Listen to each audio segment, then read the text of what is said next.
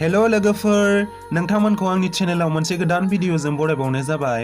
दिनै आं बे भिडिअनि गेजेरजों नोंथांमोननो फोरमायनो नागिरदों जोंनि बर'नि सासे जाखांफुनाय जोबोद टेलेन्टेड एक्ट्रेस समायना नार्जारिनि सोमोन्दै।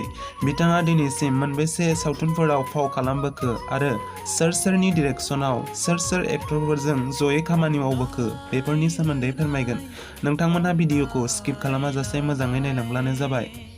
थुदो बिदिब्ला गोबाव खालामाजासे भिडिअखौ स्टार्ट खालामनोसै। बिथांनि मुङानो जादों समायना नार्जारी। बिथाङा सासे बड' फिल्मनि एक्ट्रेस। बिथाङा दायो क'क्राझाराव थायो आरो बिथांनि जोनोमा जादोंमोन 18 जानुवारि 1990 मायथाइयाव। अब्ला बिथांनि बैसोआ दा 30 बोसोर। बिथांनि सावथुनफोरा जादों फारियै थोद फाग्लि फाग्लि। बे फिल्मा 2013 मायथाइयाव रिलिज जायो सिराज बाग्लारिनि डिरेक्शन होनायाव आरो बे फिल्मनि क'-एक्टरा जादों गेवलां ब्रह्म। आरो बेनि उनाव बिथांनि सिमां बादि फिल्मा 2015 मायथाइयाव रिलिज जायो पुर्ण बसुमतारीनि डिरेक्शन होनायाव आरो बे फिल्मनि क'-एक्टरा जादों लिंसार बसुमतारी। बेनि उनाव सिमांनि हौवा गोदान। बे फिल्मा 2017 मायथाइयाव रिलिज जायो रबि नार्जारीनि डिरेक्शन होनायाव आरो बे फिल्मनि क'-एक्टराबो रबि नार्जारीयानो।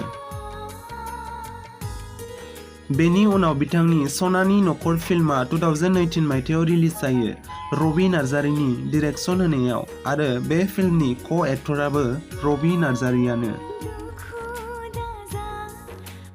बेनि उनाव बिदाय। बे फिल्माबो 2018 मायथाइयावनो रिलिज जायो मोगथां बसुमतारीनि डिरेक्शन होनायाव आरो बे फिल्मनि क'-एक्टरा जादों नेरसोन बसुमतारी। नोंथांमोनहा आंनि बे भिडिअखौ नायनानै मोजां मोनदोंब्ला भिडिअखौ लाइक, कमेन्ट, शेयार खालामदो आरो चेनेलाव दासो गोदानै हाबफैदोंब्ला चेनेलखौबो साबस्क्राइब खालामदो आरो लोगोसे सेराव थानाय बेल आइकनखौबो थुनानै होदो जाहाथे आंनि गोदान भिडिअसफोरनि आपडेट्सफोरा नोंथांनिसिम सौहैयो। बेबादिनो आङो जोंनि बर' सावथुन मुलुगजों लोब्बा थानाय बायदिसिना आपडेट्सखौनो बे चेनेलाव फोसावो।